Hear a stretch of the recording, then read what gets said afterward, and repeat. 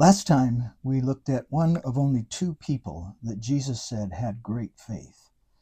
And it was a Canaanite woman, and we noticed that she had unusual, uh, deep humility.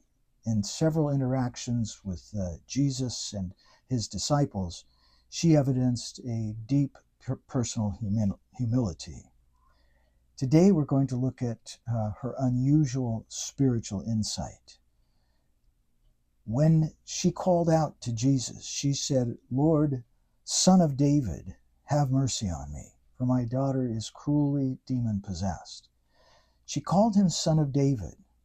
This is unusual, very unusual, because uh, there were only a handful of people, actually only four, that uh, in the rest of the Gospels that indicated they thought Jesus was the Son of David. And Son of David is kind of like classified information to Jews. And this woman was a Gentile. So we're left with the question, how on earth did she know that Jesus was the Messiah? Because that's what Son of David means. One time Jesus was talking to some of the Pharisees, and he said to them, "So the Messiah, whose son is he?" And he said, they replied, "The Son of David."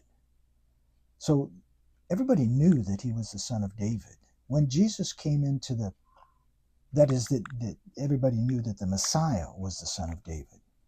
But not many people recognized him as Messiah, Son of David. They recognized him as a good man, perhaps an interesting teacher, a rabbi. But for instance, when when the so-called triumphal entry occurred and Jesus came into the city of Jerusalem, the crowds, including the children, were shouting, "Hosanna to the Son of David." Hosanna means, "Please save us." And yet when the parade was over and the people were standing around talking with one another, they said, "Who is this?" And the answer that they gave was, he was Jesus, the prophet from Nazareth. Well, nobody would think that the Son of David came from Nazareth, because the prophet Micah clearly said that the Son of David would be from Bethlehem. So while there are others who made references to the Son of David and had some knowledge about that, this woman, the Canaanite woman, called him the Son of David.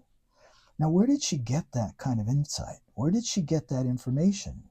Because she had no knowledge of the Bible, whereas the Pharisees, who had great knowledge of the Hebrew Scriptures, didn't recognize him as the Son of David, but this Gentile woman did.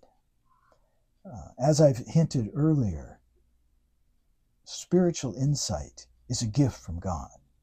Many people think that faith is a gift from God, but the Scriptures will show us that it's spiritual insight that's the gift of God. And he, as we've said, he only gives that gift of understanding to those who are humble.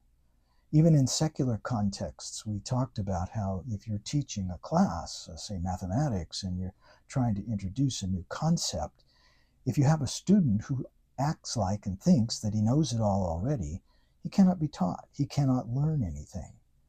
And so this woman, because of her great humility, was given the knowledge of who Jesus was and that he was the one she should call on to have her daughter healed from the demon possession. So we're going to continue on this path, and next time we're going to take a look at the Roman centurion, who was also a Gentile, whom Jesus also said had great faith. And we're going to see these same two characteristics, deep humility and unusual spiritual insight in him. And I want to begin to build a case for this way of thinking about where knowledge comes from, where understanding comes from, and how it connects to faith. So I hope you'll be around next time to examine this with me. Thank you.